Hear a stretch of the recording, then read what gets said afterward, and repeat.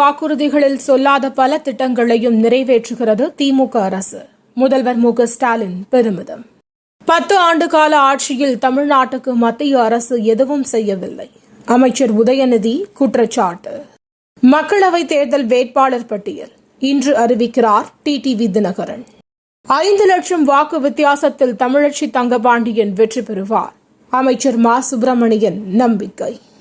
மக்களின் அக்காவாக செயலாற்றவே தென்சென்னை தொகுதியில் போட்டி. தமிழிசை சவுந்தரராஜன் பேச்சு. கூட்டணியை நம்பி அதிமுக இல்லை. எடப்பாடி பழனிசாமி காட்டம். தேர்தல் நேரத்தில் மட்டும் வாரத்திற்கு 3-4 நாட்கள் பிரதமர் மோடி தமிழகத்திற்கு வருகிறார். திமுக எம்பி கனிமொழி விமர்சனம். கோவையில் அதிமுக திமுக இடையில்தான் போட்டி. எஸ்பி வேலுமணி கருத்து. ஆளுநர் ரவி பதவியில் தொடர்வது நாட்டுக்கு நல்லதல்ல. விசிக தலைவர் திருமாவளவன் விமர்சனம்.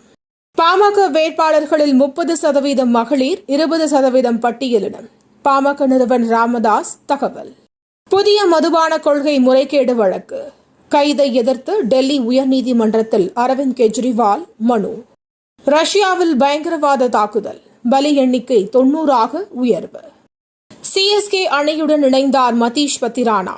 ரசிகர்கள் உற்சாகம். தமிழகத்தில் இன்று முதல் 5 நாட்களுக்கு வெப்பம் அதிகரித்து காணப்படும். சென்னை வானிலை மையம் எச்சரிக்கை. ஐபிஎல் போட்டியில் ராஜஸ்தான் லக்னோ அணிகள் இன்று மோதல். மற்றொரு ஆட்டத்தில் குஜராத் மும்பை அணிகள் பல பரீட்சை.